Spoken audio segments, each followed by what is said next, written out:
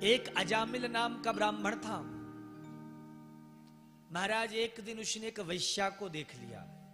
ध्यान देना, हमारे भीतर बुराई प्रवेश करने के दो ही माध्यम हैं। कितने माध्यम हैं? एक आंख, दूसरा कान। आंख से गलत दृश्य देखोगे तो भीतर काम का प्रवेश होगा, कान से गलत वस्तुओं को सुनोगे तो भीतर दोष का प्रवेश होगा। आ रही बात समझ में? तो भीतर बुराई के प्रवेश के दो ही माध्यम हैं। तो अजामिल के भीतर दोष दर्शन हुआ तो अजामिल वहां से क्या किया? उससे ब्याह कर लिया। अब महाराज पत्नी यदि धर्म पारायणा होगी तो भजन की ओर प्रेरित करेगी, पत्नी यदि धर्म पारायणा नहीं होगी तो कभी कहेगी चलो हमको कश्मीर घुमा लाओ, कभी कहेगी हमको गोवा घुमा लाओ, कभी कहेगी हमें एक स्विट्जरलैंड का ट्रिप करा दो। यही तो है। और धर्म पत्नी जो होती वो क्या कहती है? चलो जी हमें हरिद्वार के दर्शन करा दो, हमें मां मनसा के दर्शन करा दो, हमें हर की पौड़ी में स्नान करा दो। यही फर्क है धर्म पत्नी में और अधर्म पत्नी में। तो बोलो राधे राधे। तो भैया अजामिल अब चोरी करने लग गया, डाका डालने लगा। अब वो भक्त अजामिल, ब्राह्मण अजामिल, डाकू अजामिल बन गया। उसके 9 बेटा हो चुके थे, 10वां घर में था।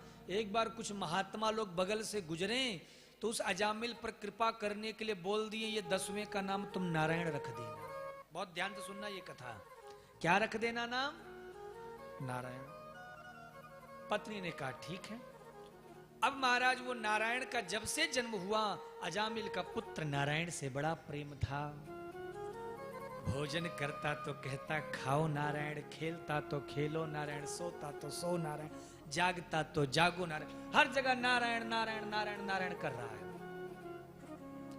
मैं कथा में कहा करता हूं अपने बच्चों का नाम कैसे रखना चाहिए? भगवान के नाम से मिलता जुलता हुआ होना चाहिए। लेकिन आजकल के लोग कैसा नाम रखते हैं महाराज?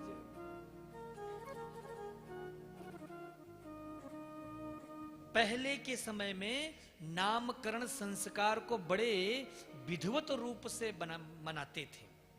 पंडित जी को बुलाते थे, पंचांग से पंडित जी पत्रा देखते थे, फिर अक्षर निकाल के नाम रखते थे। आजकल तो सब पंडितों की महाराज स्थिति ऐसी होगी कि कोई पंडितों को बुलाता ही नहीं नामकरण में। आजकल सब खुद ही पंडित जी बन गए। और अगर हेल्प भी लेनी है तो आजकल मार्केट में नए बाबा जी आ गए हैं। गूगल बाबा नाम सुना है ना आपने? कुछ भी नहीं होता तो गूगल का ही महाराज, गूगल में सर्च किया धर दिया। कई बार हमसे लोग कहते महाराज जी नाम धर दो, हमने रख दिया, चलो इसका नाम रख दो राघव, रघु। महाराज यूनिक नाम बताओ, यूनिक। ये तो बहुत कॉमन है। तो मैंने कहा क्या करूं, तुम्हारे लिए दुनिया से क्या अलग से नाम लेके आ जाए? अरे नाम भगवान के नाम से मिलता जुलता होना चाहिए, शरीर का नाम है। फिर महाराज खुद ही नाम रखेंगे। और कैसा रखेंगे? चिंकी, मिंकी, पोंटी, 20, 21, 22, अजीब अजीब सा नाम। महाराज 10 जगह से मुंह टेढ़ा करना पड़ेगा। कई बार लगता है महाराज अब छोड़ो, ज्यादा बोलो राधे राधे, और जोर से बोलो।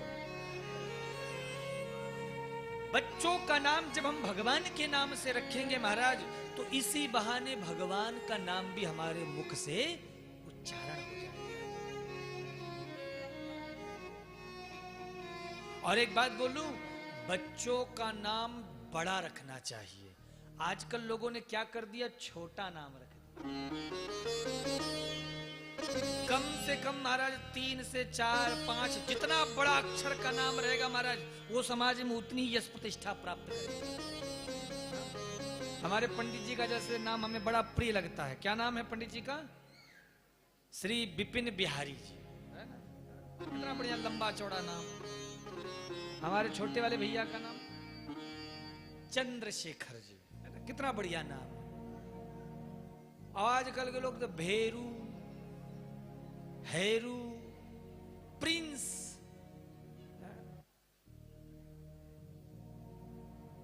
किंग, ऐसे ऐसे नाम रखते। कई बार लगता है कि इंसान का नाम ही किसी कुत्ते का नाम धरा हुआ है इन्होंने।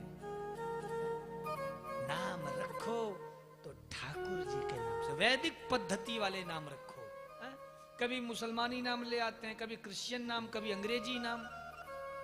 ठाकुर जी से मिलता जुलता नाम होना चाहिए। इसलिए अब आज से जरूर ध्यान देना आप लोग। तो अंतिम समय में यमदूत आए लेने के लिए, मरने का जब टाइम आया अजामिल का, तो जैसे यमदूत आए तो उन्हें देख करके अजामिल डर गया।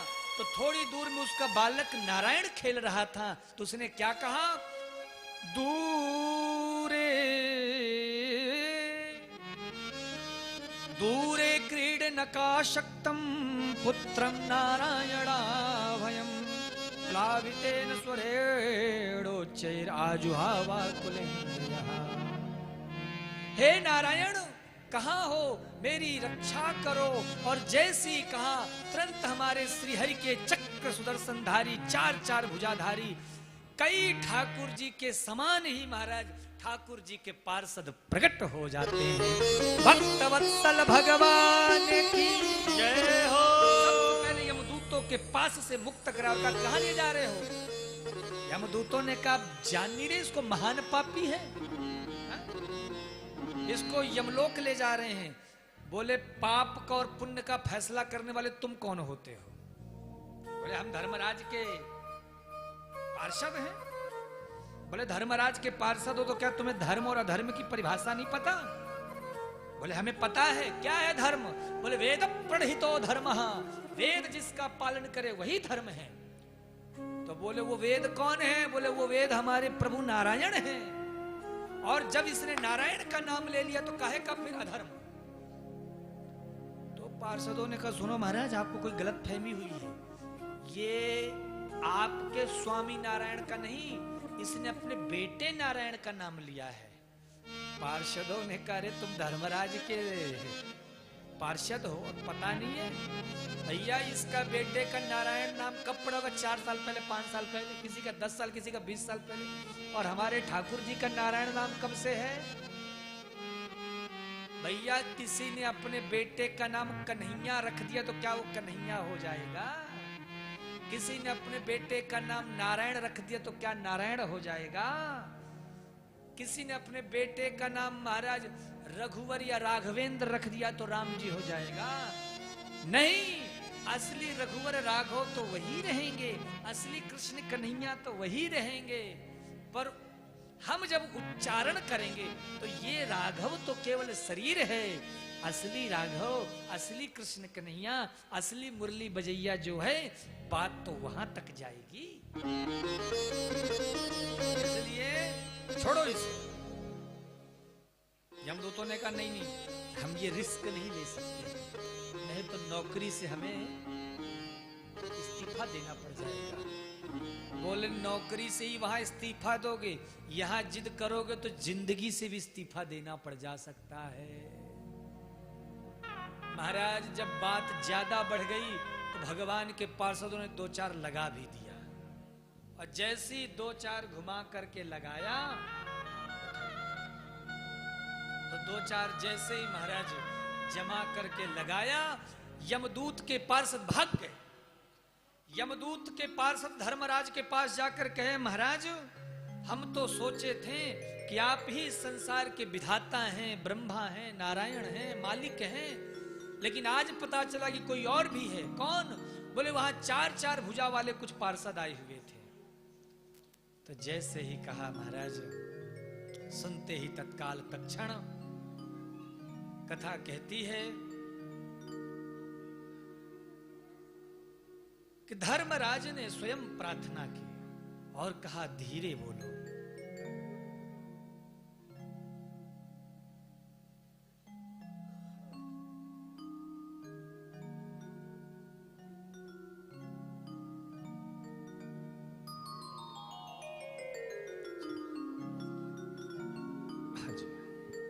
देखिए, हम सबके मध्य में श्री आदरणीय